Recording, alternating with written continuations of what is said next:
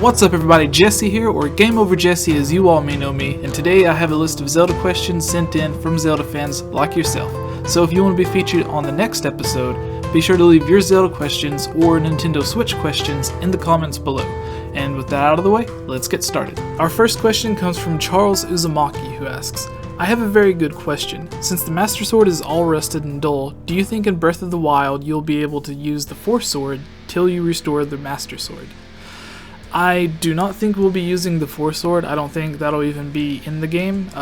Most of the games that the Force Sword was in, like Minish Cap and the rest, were games produced or developed by Capcom. So the Four Swords games and Minish Cap. And in this, I think you'll just be using those throwaway weapons that you pick up from enemies. You use them a few times, then they end up breaking. Maybe there'll be an item or a weapon that you'll get from a certain blacksmith that you can keep strengthening in order to make it more durable. But once you find the Master Sword, I think it'll be in this state of decay, just like you see the rest of Hyrule in. It'll be rusted as it is in the trailer and the artwork. And as you take it with you from dungeon to dungeon, like you did in Skyward Sword and certain past Zelda games, you're making it more and more powerful. Maybe you're bringing back some of the magic or whatever that was once lost from it that caused it to decay or whatever. And by the time you get to the very end of the game, or you've completed so many of the dungeons, the Master Sword will be restored to its full power. Question number 2 comes from Shadster Wolf, who asks, Hi Jesse, my question would be, what do you think Zelda's role in Breath of the Wild will be? I think Zelda's role in Breath of the Wild will be similar to what it was in Skyward Sword or Ocarina of Time, to whereas like in Twilight Princess you find Zelda and she just stays up in the tower hiding, or she's kind of defenseless and she doesn't really help you throughout the story. But in Ocarina of Time, she gives you the advice you need, tells you about the Triforce and everything else when you first meet her as a child, tells you what Ganondorf's been doing, that he's secretly plotting to take over the world. And then once you become an adult in that game, she greets you at almost every major location, teaching you a song and helping you through the game until it's finally revealed that Sheik is Zelda. And in Skyward Sword, the whole point of the game was you're chasing after Zelda, and in the same way as in Ocarina of Time, every major place that you visit, you end up having some sort of confrontation with Zelda and Impa, and you find out that they're either at the same place that you are, or you've missed them by half a second or a half a minute or something like that. And I think it'll be that same way, to whereas Zelda, who I presume is the person speaking to you in the trailer that we all heard, like after you get through major milestones in the game, whether that's beating a dungeon or collecting a certain amount of whatever, or rescuing the village, you'll have that voice calling back to you, leading you on your adventure, sort of as, I believe it'll be like a mix of her and the old man helping you through this game, leading you where to go, giving you advice on what to do and stuff like that. Not as annoyingly as like Navi or Fi was in Skyward Sword, but somewhere along that lines to where they're pointing you in the right direction on where to go. Question number 3 comes from Dr. Mecha Pyro, who asks, what enemies would you like to see return in Breath of the Wild? Well, we've seen that the Bokoblins and Moblins and stuff like that are going to be returning as they do in most Zelda games. But the enemies that I would really like to see, I would like to see the river Zoras. So that's the ones that you see in like the original Zelda game, A Link to the Past, and Phantom Hourglass that attack you. The friendlier ones are like the lake Zoras, or the ones that you find in Zora's Domain that aren't necessarily out to try and hurt you. But I would like to see a split of like, this village is a village of Zoras that'll help you, and then maybe somewhere else there's like a second village or second Zora's Domain of Zoras that don't want to help anyone but theirself, and it's kind of like a weird civil war. I think something like that would be interesting, because there are the good Zoras and then the bad Zoras, and we don't necessarily know the story or why they had that split to begin with. This kind of goes in the way of bosses. I would like to see a return of Queen Goma, or like we've seen Queen Goma in Ocarina of Time. I believe Goma was first introduced in the first Zelda game. I may be wrong about that. And then we see her again in Twilight Princess, and then in the Zelda Tech demo was the amazing boss fight that they demonstrated between Link and whatever this new incarnation of Goma was. So I would like to see Goma brought back again, and just like a different boss fight, because the one with her in Twilight Princess, where you just have the hammer smashing down on her, I thought that was kind of lame, made it too easy. If there was like, if they made it, because spiders are supposed to be scary, so giant spiders are supposed to be terrifying, but that boss fight was more fun than anything. I think they need to bring back these monsters that kind of put fear in you. Once you step in the boss room, the door closes behind you, or you're surrounded by a lava pit like with the fight in Volvigia in Ocarina of Time. I think the boss fight should be there to be fun. It shouldn't be too hard, but the bosses, when you first look at them, should scare you, is my thought. Other than that, there's not really too much that I would like to see. I would really like to see, because these people have been working on the Zelda series for over 30 years. I want to see what kind of new enemies, what kind of new boss fights they can bring. Like, I would love to see Goma and the Zoras and stuff like that, but I would just like to see what's something new. Like, what's a new enemy they can bring that they wouldn't necessarily have been able to do on, say, the Nintendo 64 or the Wii. Question number 4 comes from a Lonesome Traveler who asks, do you think that other, if not all bosses, will be climbable like Step Talus? I don't think they all will. I think maybe half of them, or a little bit fewer, will be. I think if they do it for every single boss fight, then it would be looked at as kind of copying Shadow of the Colossus. Obviously, we've seen Calamity Ganon is huge. We don't necessarily know if that's the final boss that you'll fight. Maybe like in Twilight Princess or Ocarina of Time, you fight Ganondorf, and then he turns into Ganon, or in this case, or in the case of Twilight Princess, you fight Ganon, who ends up turning into Ganondorf, and obviously Ganondorf being the more human form, and Ganon being the beast, or the reincarnation of Demise from Skyward Sword. So I think there will be that beast form that we fight Ganon in, but I would love to see like the more human form of Ganondorf and have that sword-to-sword combat, but have it be more difficult than it was in Twilight Princess or Ocarina of Time. And as for other bosses, like, it would be nice if there was like a certain dragon boss and you had to climb stuff like the City in the Sky dungeon, the boss for that. Whenever you're in Twilight Princess, you have to use the claw shots to like go to each of the pillars. And then once you make it to the top, you can fly over to the dragon, you can hit it. And then Morphil in the water dungeon for Twilight Princess, it was the same thing, to where you had to sort of hook shot your way or claw shot your way onto its back and stab it in the eye.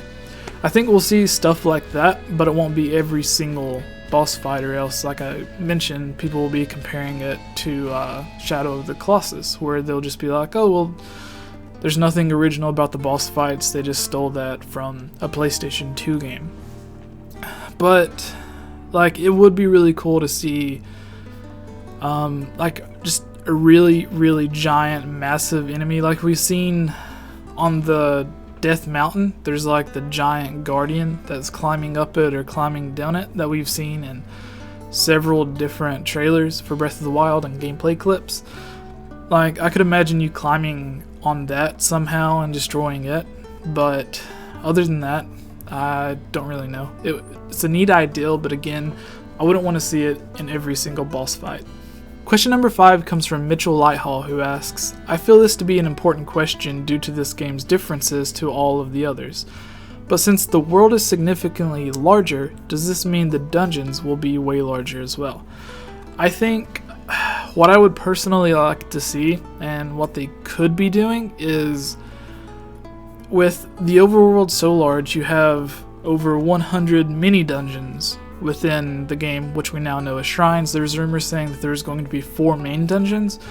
If there is just 4 main dungeons and that's it, I think these dungeons will be massive. In another video that's not out yet, but should be out within the next week or so, I talk about, I would like to see, for example, if we take Ocarina of Time and scale it up to Breath of the Wild's size and level. For example, I would like to see how Dodongo's Cavern is at the bottom of Death Mountain, and the Fire Temple is at the very top, deep within the actual crater of Death Mountain. It would be nice if that was all just one giant connected dungeon, and the way that you get to the Fire Temple is you can, go to the top of it, go in the summit, and get to it like you normally could. But what if there was a room inside Dodongo's Cavern that you just couldn't unlock, or there was a switch that it was just impossible for you to get to, or a boss that was just impossible to defeat, and you can't necessarily make it past that part. So you continue on the route through Dodongo's Cavern, you make it to King Dodongo, kill him, whatever.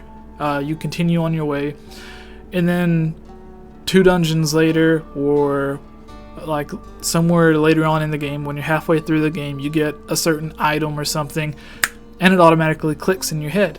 I can use this new item to kill that enemy that I was unable to before, when you thought maybe that was just like a room to get an extra heart piece or something, if you could defeat that boss, or if there was a switch that you couldn't hit until you got the bow and arrow, something like that. Or a path that you could claw shot your way through, but you didn't have a claw shot at the time.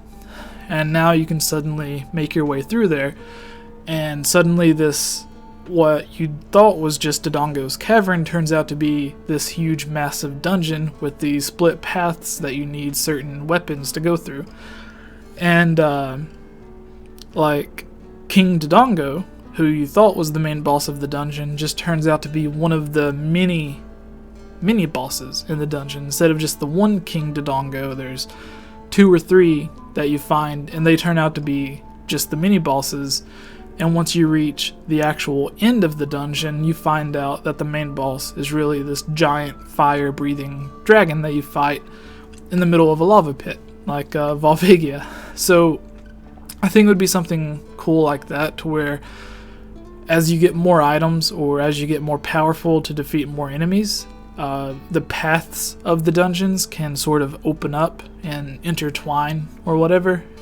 So I would like to see something like that. Question number 6 comes from Juiced Popkima, who asks, my question for the Zelda mailbag: do you think that Nintendo will once make a new timeline where there is no timeline split, but just one timeline? It's funny that you mentioned this, because Zelda Informer just published a video where they theorize about like all 3 of the timelines converging together, which is why in Breath of the Wild you see, like, I mean, honestly, if you, everything that we know about Breath of the Wild right now, it could logically fit before the time split ever happens. It could fit in the Downfall timeline, it could fit in the adult timeline, or the child timeline. Like, it could literally fit in any one of these. So a lot of people think that it may be like a convergence of all of these timelines, and that's also why it has the Hero of Time in the game, which a lot of people theorize this Link is a clone of, or a resurrected Hero of Time, since he was the one that necessarily caused the split to begin. So it would make sense if he was the one that brought the timelines back together.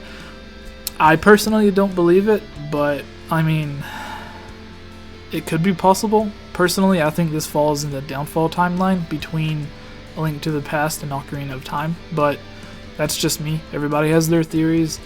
McIntyre Productions has a very, very great theory on this Link being a clone of the Hero of Time, which I don't personally believe, but again, it's a great theory. So,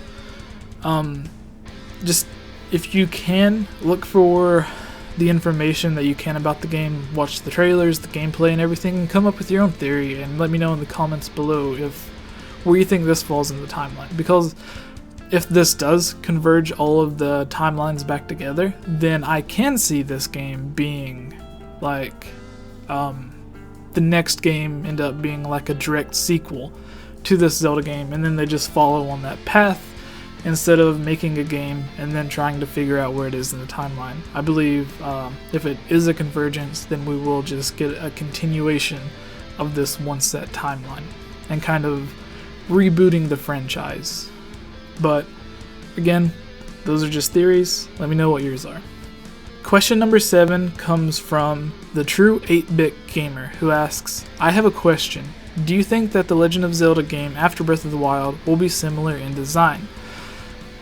This kind of goes with the last question, but I think the graphic style will be, I think this will be similar to how Ocarina, like if you compare Ocarina of Time and Majora's Mask or Phantom Hourglass and Spirit Tracks, to where it will feature like the same art style, maybe it'll feature some of the same characters and stuff like that, but I don't necessarily think it'll be the same Link.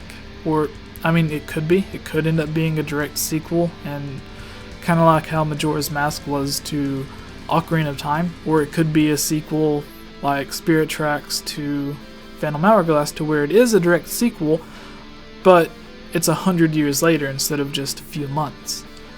So I think something like that could happen, since they have this brand new engine. They've said they've wanted to use it in other games to kind of make more money from the engine, which isn't something new. Like I've talked about it before, the Zelda 64 engine, like Ocarina of Time, was used in Majora's Mask, it was used in Super Mario 64, it was used in Star Fox, which is a completely different game. Like you can even go in the coding of Ocarina of Time with the Game Shark, and you can summon one of the aircrafts to shoot at you from Star Fox while you're playing Ocarina of Time. So using and reusing engines, especially one that is as amazing and promising as Breath of the Wild's engine, isn't something new. The Super Mario Sunshine engine was the same engine that they used in Wind Waker, Twilight Princess, and then maybe in Skyward Sword, I don't know, but again, there was a Star Fox game, Star Fox Adventures, that used that same engine. So I think they'll be reusing the same engine. Whether or not it'll look the same is up for debate. I think there was talks of they would like to take what they've learned from Breath of the Wild and make like a full multiplayer game like Triforce Heroes with the Breath of the Wild engine. So if that's something that ends up happening, that would be awesome, since you would get, like on the Nintendo Switch, you'll have that big open first player Zelda game, Breath of the Wild, but you'll also have the more multiplayer experience like Triforce Heroes or the Four Swords games, and it would be the first 3D like behind the back camera angle Zelda game to feature multiplayer, to whereas instead of having a top-down perspective, the camera would just fall behind the back. So instead of like Triforce Heroes or the Minish Cap, it would more look like Ocarina of Time and Twilight Princess and stuff like that. So that's my hopes. There is a report on it, like you can go to IGN, Kotaku, and read articles where the developers have made the statement. But that's my thoughts. And finally, our last question comes from Steve Plummer, who asks, my question. Large changes in the games, say cel-shaded graphics, the change to 3D in Ocarina of Time, seem to have had a big payoffs in the series. Even though the Wii introduced motion controls, it was still almost a variation of Ocarina of Time. Do you think that open world is not only the next major change, but also the next super hit in the series? I think that the very first open world game was the very first Legend of Zelda, but open world back then is completely different to open world now. So, like, the meaning of open world has kind of changed itself. Nintendo's used open air. We don't really know what that means. Maybe it gives you the sense of an open world, but there's certain things that are actually blocked off in Breath of the Wild until you're able to complete certain tasks, or maybe the enemies are just too powerful and that you just simply, there's no way you can make it through there until you level up, which would be a good way to make like artificial barriers to where if you are a low level and you can make it past all of these very, very powerful enemies, then you can explore the whole world. It's open to you, but there's not going to be like a wall or someone there saying that you can't come through here until you have this item or something like that. So I don't really know what they mean by open air, but I do see them continuing this open world approach. It would be really nice if later on we seen like, not Hyrule, but Termina, like revisiting Termina with this huge open world engine would be really great. Like,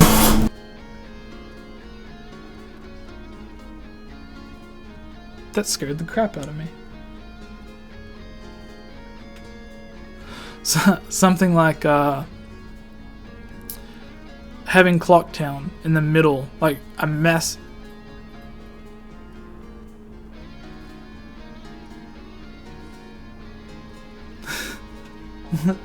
Something like Clocktown. See, this is really scary because I'm recording.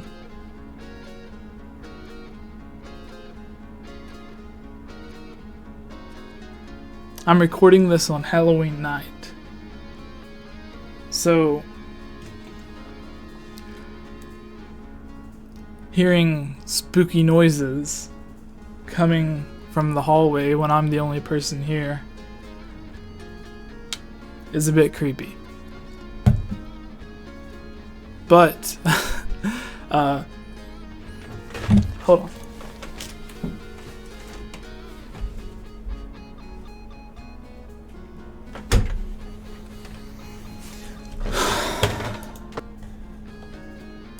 What's up everyone, this is Jesse and welcome to the Inslate.